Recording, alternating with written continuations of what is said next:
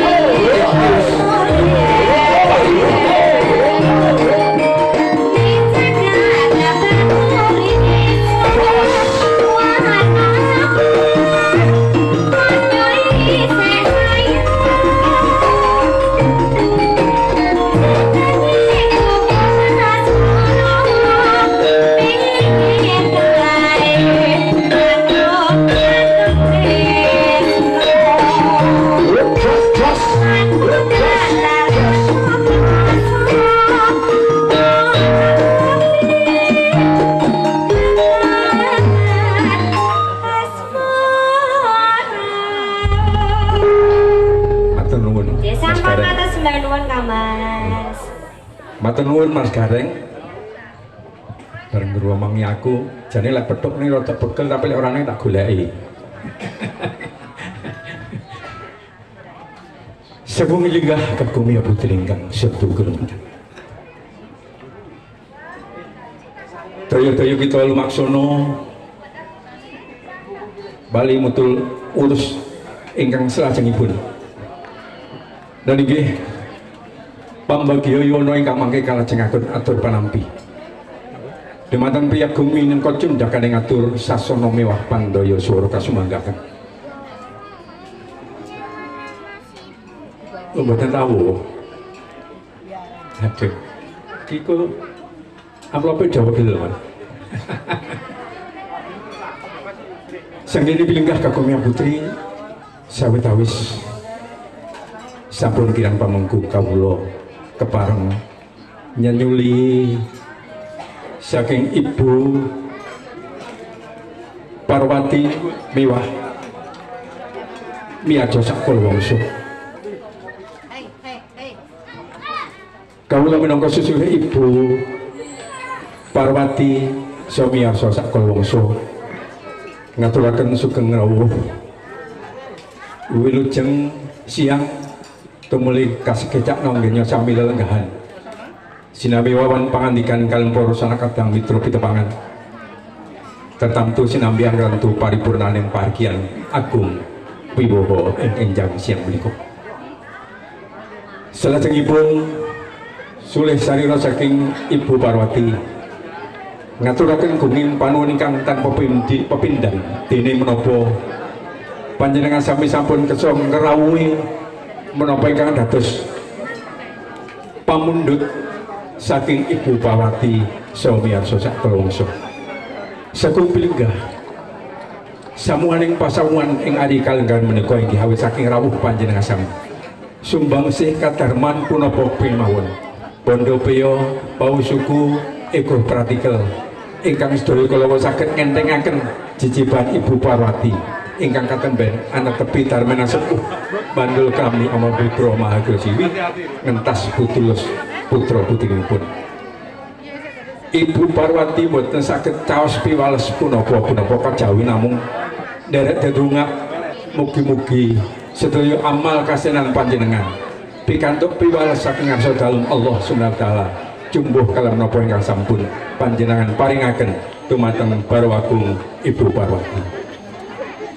Sagung para tamu estinipun genyo kagungan kersa Ibu Parwati samiarsa sak kalawangsa sampun katata katiti kagalih pinten-pinten warsa kepengker ewa semanten dumugi tumapaking damel taksih kathah sanget kekirangan kalematan ing samudayanipun. Subhasita papat palenggahan minggahipun pasugatan ingkang sedaya kala kirang peranan penggalih jeng andika sami mawantu-wantu Ibu Parwati samiarsa sak kalawangsa nyuwun pangapunten ingkang saageng-agengipun.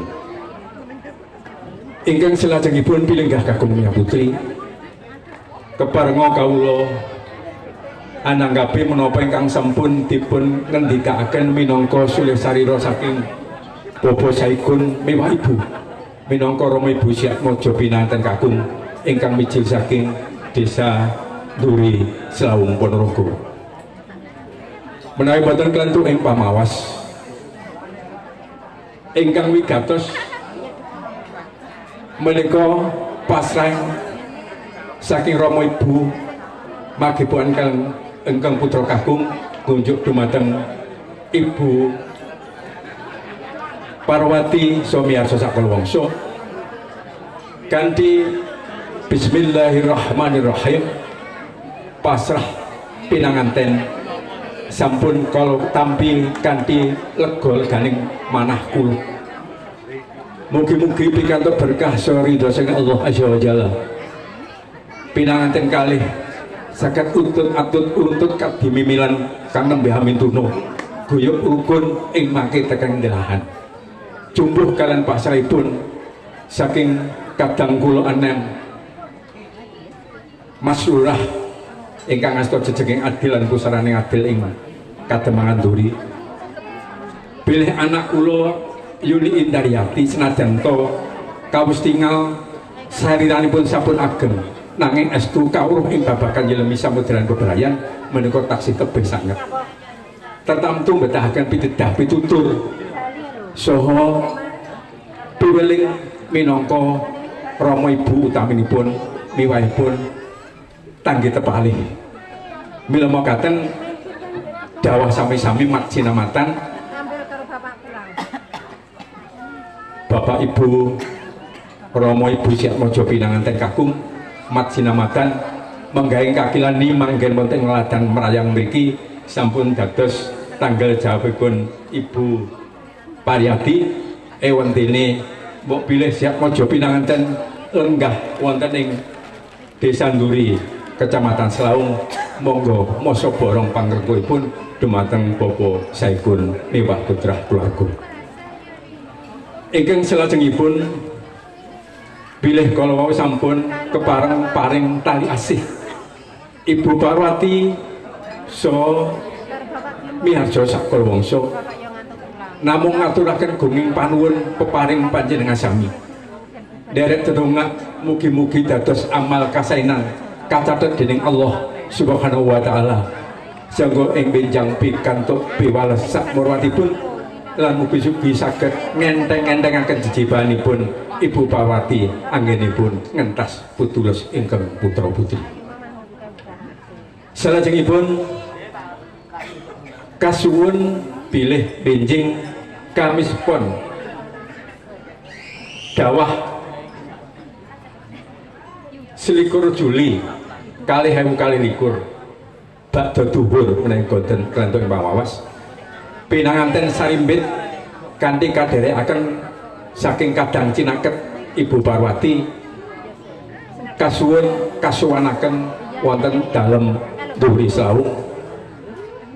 Doa pepuji saking jengandika sami mugi tinebena saking sawiru beda kula sak rombongan Barwagung Ibu Parwati saged nderekaken pinanganten sarimbit tumuju dumateng dalem Bapa Saikun duri saung kanthi kalis saking salung rebeda jumbuh kalian pamundhut panjenengan keluarga agung Bapak Sekun. Ingkang salajengipun mbok bilih pargian wibawa mangke sampun paripurna sagung para piagung kadang pisan kepareng derek kundur kawula minangka seculih saking Ibu Parwati namung nderekaken sugeng kundur jaya-jaya wijayanti mugi tindak panjenengan tansah pikantuk rahmat lan ridho saking Allah tansah winantu ing sukorahayu amin ya rabbal alamin.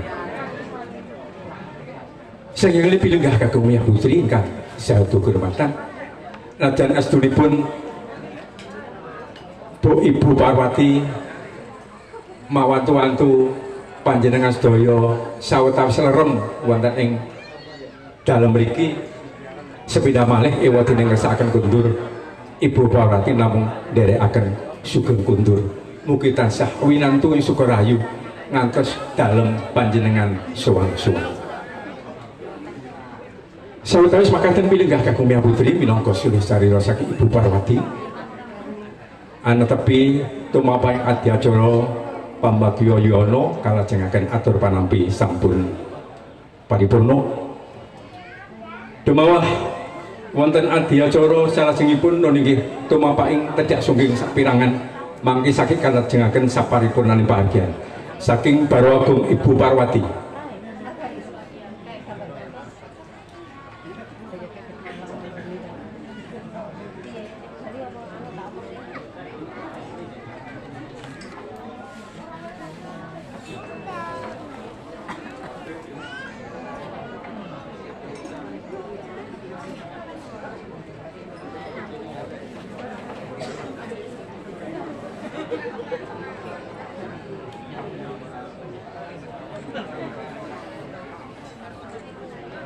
Tumuli jengkar saking sasono para piagung ingkang asmanipun